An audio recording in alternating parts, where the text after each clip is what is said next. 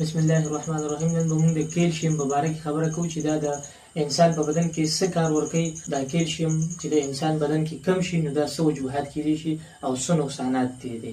چې د کیلشیم کمی انساني جسم کې راشي نو ټول د مخ کې باید د غاښونو چې کمی دا به داسې رژیږي په خپله په مزه ستړیوالی محسوسېږي ډېر زیاته د پټو د وجې باید د تکلیف وي او هر ټایم بې پټې انخطي وي. اوس د دې وجوهات څه دي؟ د کیلشیم کمی دا د انسان په بدن کې د څه د وجې راځي؟ هغه خوراک نه خوړل چې کوم انساني بدن د طاقت ورکوي.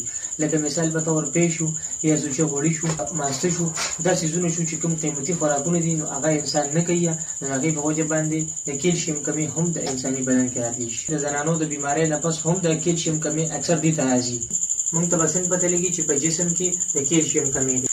پټې به ډېرې زیاتې خوږېږي، وجود به دردونه کوي، هر ټایم ستړیوالی به ورته محسوسېږي، کار ته به ډډې نه لګي او خپې او لاس به میږي کېږي او پټې به بالکل انخطي. سورسز اف کیلشیم. کیلشیم موږ د څه نه حاصلو چې موږ بدن کیلشیم برابر کړي. نو د کیلشیم د برابرېدو لومړی چې کوم پراډکټ دی نو هغه پی دی. دا به تاسو ډېر زیات استعمالوئ یا ماسته یا بادام اخروټ شو دا څیزونه چې تاسو استعمالوئ نو کیلشیم به ستاسو بدن په خپله بالکل برابروي. نو هغه کسان چې کومو کسانو ته د کیلشیم د کمي شکایت دی نو هغې دپاره موږ یو بهترین قسم کې هربل میډیسن تیار کړي دي. د دې سره سره موږ په زعفرانو باندې څه اخلي کوو چې هغه بالکل فی سبیل الله دي. د هغې هېڅ قسمه شکرانه وغیره نشته. انشاءالله چې 10 ورځې تېرېږي نو الله پاک به تاسو له شفا درکړي.